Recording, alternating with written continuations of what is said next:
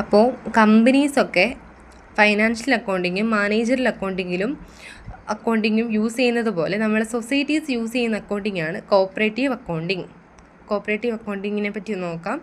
The transactions are first recorded in a book of original entry. ഒരു book of original എൻട്രിയിലാണ് first transactions നമ്മൾ record ചെയ്യുന്നത്.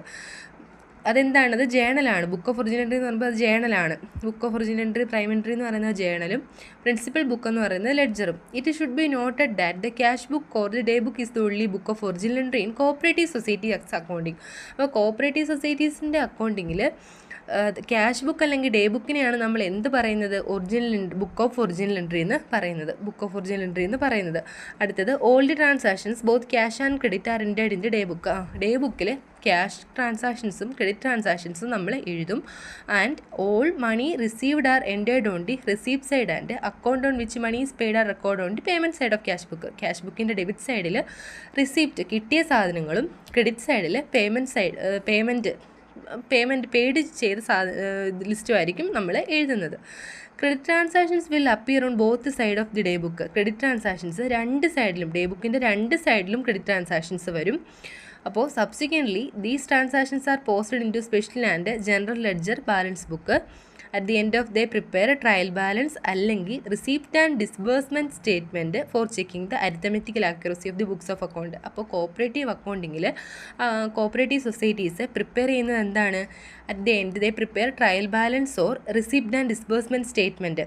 Receipt and disbursement statement ആണ്, അല്ലെങ്കിൽ trial balance അല്ലെങ്കിൽ receipt, നമ്മൾ പറയുന്ന പേര് റിസീപ്റ്റ് ആൻഡ് ഡിസ്ബേഴ്സ്മെൻറ്റ് സ്റ്റേറ്റ്മെൻറ്റ് എന്നാണ്. For checking the arithmetical accuracy of the books of account.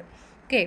അപ്പോൾ അടുത്തത് special features of cooperative accounting. Cooperative അക്കൗണ്ടിങ്ങിന് കുറച്ച് സ്പെഷ്യൽ ഫീച്ചേഴ്സും കൂടെ നോക്കാം. കോപ്പറേറ്റീവ് അക്കൗണ്ടിങ് ഏത് പ്രിൻസിപ്പിളാണ് ഫോളോ ചെയ്യുന്നത്? സിംഗിൾ എൻട്രി അല്ല. കോപ്പറേറ്റീവ് അക്കൗണ്ടിങ് യൂസ് ചെയ്യുന്നത് ഡബിൾ എൻട്രി പ്രിൻസിപ്പിളാണ്. Main ledgers and subsidiary ledgers from which account are prepared.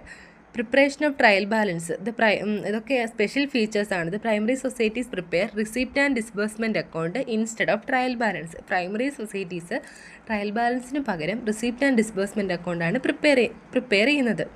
Now the cooperative department insist every cooperative bank including apex bank should prepare receipt and disbursement account for the purpose of audit. അപ്പോൾ ഓഡിറ്റിൻ്റെ പർപ്പസിന് വേണ്ടിയിട്ട് cooperative department അല്ലെങ്കിൽ audit wing എന്ത് prepare ചെയ്യണമെന്നാണ് പറയുന്നത്? നമ്മൾ receipt and disbursement account prepare ചെയ്യണം എന്നാണ് പറയുന്നത്. The pattern of accounting is continuing one. Preparation of final account, ഇതൊക്കെ എന്താണ്? Special features of cooperative accounting ആണ്. Profit and loss account and balance sheet. അപ്പോൾ ഇവിടെ പ്രോഫിറ്റ് ആൻഡ് ലോസ് അക്കൗണ്ടും balance ഷീറ്റും prepared in statutory form contained in act and rule. ആക്റ്റിലും റൂളിലും പറഞ്ഞേക്കുന്ന